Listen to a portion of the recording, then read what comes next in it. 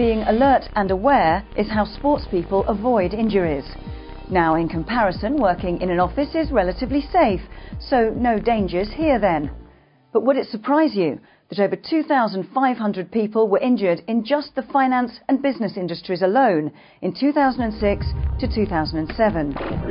So what are the main dangers when working in offices? Most major injuries in offices that require more than 3 days sick leave are due to slips and trips or manual handling. Good office safety is often about good housekeeping.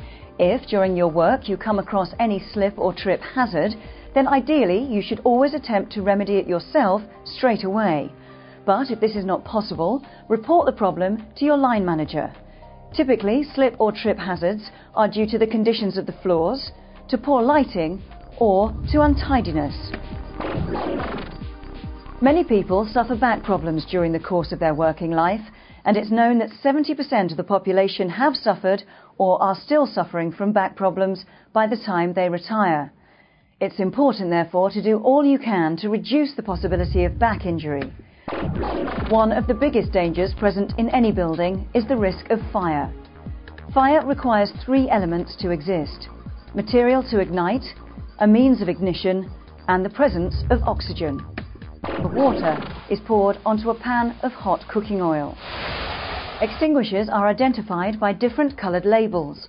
Water extinguishers are red and can be used on solid materials like wood, paper and organic materials.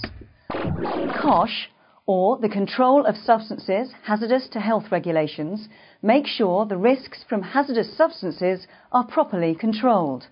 As far as offices are concerned, hazardous substances are those with a warning label.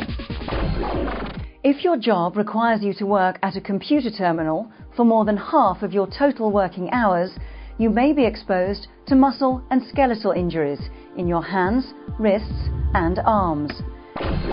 Personal safety at work is something that affects all of us, especially if you are a single or remote worker or if you work after normal hours. The potential for risk from aggression, violence or terrorism is a very real danger that we should all be constantly aware of. Think about or have planned an exit strategy. An exit strategy is a way of removing yourself from a situation, either to obtain help or to provide time to allow things to cool down.